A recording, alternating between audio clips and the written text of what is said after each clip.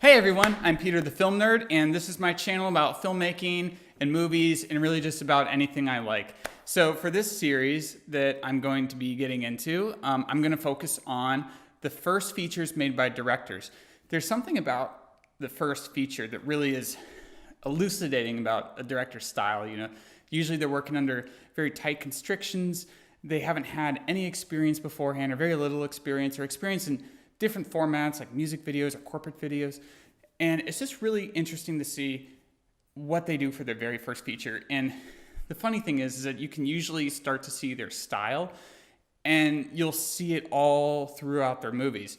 So without further ado, the first movie today is going to be Following by Christopher Nolan, which you probably have not seen.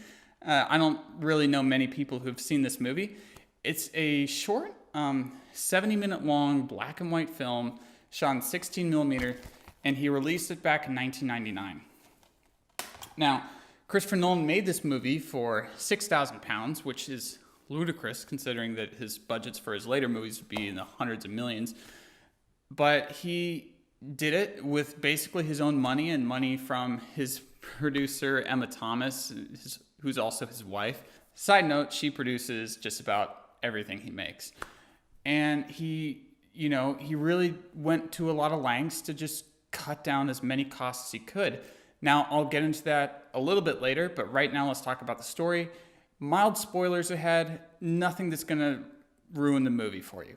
So basically the movie's a neo-noir, but not so much like Long Goodbye neo-noir, but like done kind of in the style like the classic noirs from like the 40s and stuff. And the movie follows a young man. He's just labeled as a young man. He's a writer just out of university. He follows people on the street to try to get writing, like inspiration. He never follows anybody twice. He's kind of like one of those like creepers that knows he's a creeper, but he's a creeper anyways. I'm sure that you know somebody like that. So one day he's following this guy, Cobb, who catches on to the fact that he's being followed because he's not a complete idiot.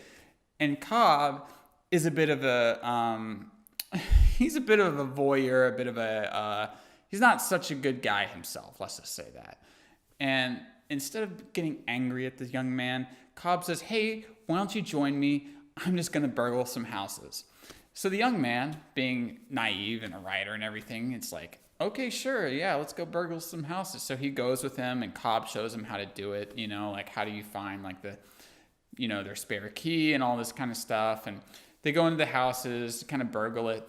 Well, he finds a photograph of a woman who ends up being kind of a femme fatale type character. And basically over the course of the movie, he just gets sort of sucked into this like criminal underworld. He's doing like these heists and all this kind of stuff for this woman. And, there's all sorts of your typical kind of noir type of storytelling going on.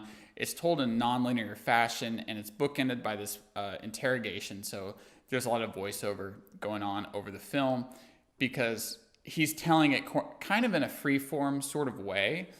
And it works because the whole film is set up as he's telling his side of a story to a policeman. So now we're going to get kind of into the nitty-gritty details of how this film was made.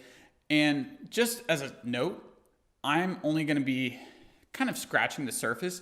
There is a ton of extra material where you can find out how it was made on the Criterion edition. There's a great director's commentary and some interviews with Christopher Nolan where he talks about making the movie. And there are other YouTube videos of Christopher Nolan being interviewed about this movie. I think there's a Vice interview. I listened to it a couple of years ago. But anyways, he shot it on this huge camera called an ARRI BL 16mm camera.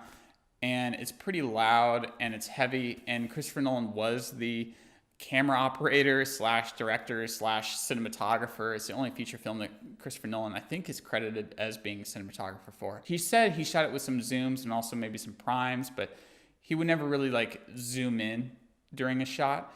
He is very fervent with moving the camera to get closer because just a little bit of science here. The farther away a subject is, the more compressed they're going to look in the frame. So if you zoom in, you're going to be using a higher focal length, and so it's going to compress some of the space. And so if you want to keep a sort of a more like wide angle, or you want to keep the same look, it's really better if you move the camera towards the subject. Anyways, that's getting a little off track here. Going back to how he made the movie. So obviously making it for £6,000, what did he spend that money on? And film. He spent the money pretty much all on film. Now, black and white film costs about $120 for 400 feet of 16 millimeter film. And now 400 feet is going to get you 11 minutes of footage, but you also have to factor in post-production costs. So you have to factor in processing, you have to factor in, a telecine, getting dailies, getting a work print possibly. I mean, because he edited this. He actually edited this on tape. And funny thing is that he didn't have a negative cut of it when it first went to a festival. He had to ask for money to get a negative cut of it and an optical track made while at a festival. So, there obviously was more money put into it later just to get a good cut of the film. So since he spent all of his money on 16 millimeter, which I think is a great choice because it just fits the style just so perfectly, the 16 millimeter in black and white. The movie is the movie's pretty grainy and it has that kind of gritty aspect feeling to it, and it makes the kind of more documentary style of most of the film feel a lot more professional, I gotta say. Even though some of the film was shot on like those spring-loaded Bolex 16 millimeter cameras, for the outside street scenes, which they did really, I'm pretty sure, to avoid having to get permits.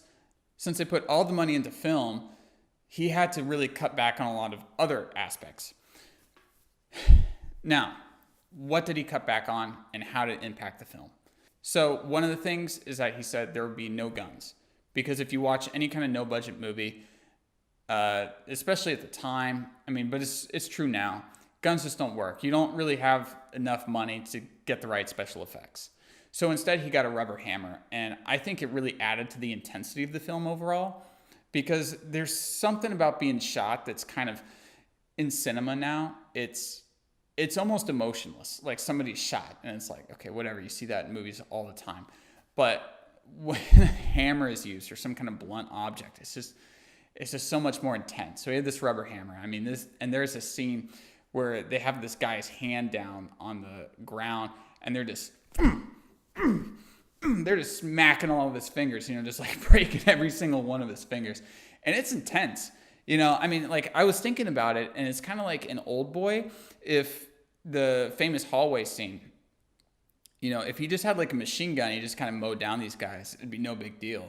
No one would remember it. But instead, it's this crazy Korean guy with this hammer, and he's just bashing all these guys' skulls in. It's a whole different feeling that you get. It's a lot more intense. It's a lot more visceral. Another thing that they did was they shot on locations that they already had. So they shot at their own apartments and flats.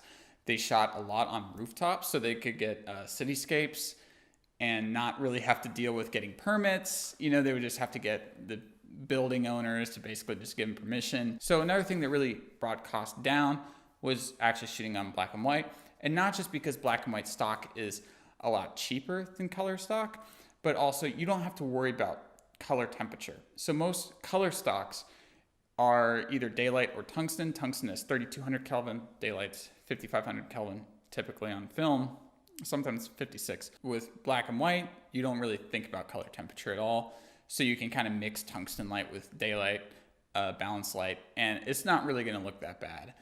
And so he could use his own, I think he said he had something like 3 lights max for most of the scenes. They would just use the daylight coming in through the windows as the key light a lot of times. And you'll notice in the movie how they're blocking this kind of all around these windows. Now, the one time in the movie where it's definitely a lot more professionally lit is at the beginning, at the end, during the police interrogation scene. He used a small studio space that his university had, and they had a dolly and more kind of professional lights and everything. He used this as a police interrogation room where his uncle, John Nolan, played as a policeman, and he interviewed the main character, the young man. And in the studio, they could also get very good sound. It definitely made that whole part of the film feel very professional, and he bookended the film with this professionally shot and recorded scene. so that you enter the film in a professional scene and you leave the film in a professional scene, so that you think the film is made by a professional when it's made by amateurs. It's made by Christopher Nolan and his friends, but it makes everything else seem deliberate. At least that's what was Christopher Nolan's thinking. Now, taking this back to what shooting was like back then, it's weird saying back then because it was like 1998, but that's 20 years ago at this point. And they didn't have digital cameras. I mean, we're used to shooting digitally. I'm shooting this on my 5D, and it's a whole different kind of style of shooting because you almost have unlimited shots, and also these cameras are completely silent. Now, he was shooting on an RE16BL, which is both heavy and it's loud, and so he would actually have to do what he would call dry takes, where they wouldn't have the camera running. They would just have the sound running so they could get the sound of the actors without the sound of the film going through the gates. And he still uses this on some of his movies that he shoots. Another thing to factor in is going back to my discussion about how much film costs. This changes how he would approach a scene and how any filmmaker approaches a scene when there's a very limited amount of stuff that you can shoot. When you have film going through the gate, you can't get that film back.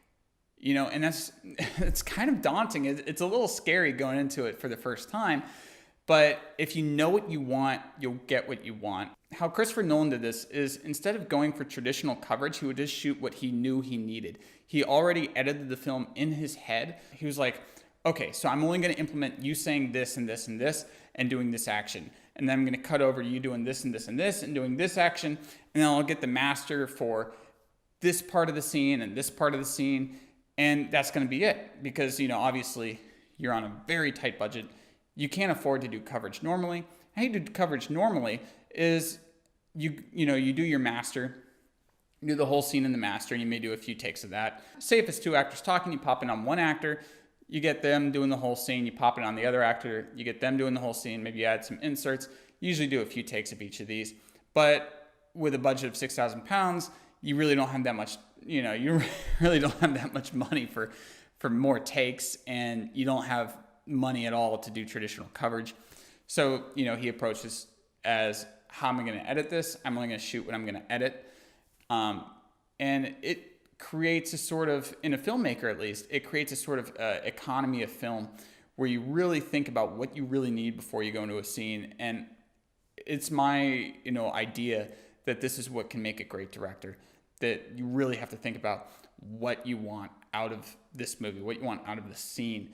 Like, what is the essence of the scene? And a lot of people don't really think about this, but film can really teach you how to think in this sort of way. So, just kind of as a last little trivia fact, and it's just something that stands out to me. I'm not sure if any of you guys have seen it, if you've seen the film, is that there's a shot in there where there's a pretty prominent Batman logo. And I'm not really a conspiracy theorist, but it really does sort of urge me to have some kind of conspiracy theory about Christopher Nolan, that he was the chosen one to direct the Batman movies, the trilogy with Christian Bale, and he knew it even when he was making the £6,000 movie. And yeah, so that's it for Following. I mean, I think you should definitely check it out. It's not that long; it's 70 minutes. It's very interesting, and dare I say it, it's pretty inspiring because you can watch this movie and you think, man, I could make something like this. And that's what I love about these first features from directors, is that, you get used to directors making these movies for tens of millions of dollars or hundreds of millions of dollars, and it just seems so impossible. And then you see their first movies, and they made it for almost nothing, and they made these great movies for really almost nothing. And they just made it with their friends and family and everything. Heck, Christopher Nolan's parents' house is in this film. And it's I don't know, it just makes me think, oh yeah, this is definitely something I could do. It's not really that impossible. And, just on top of that, it's just a great movie. I mean, I think it's one of my favorite Christopher Nolan movies. It's definitely Kino. So you should definitely check it out. And thank you.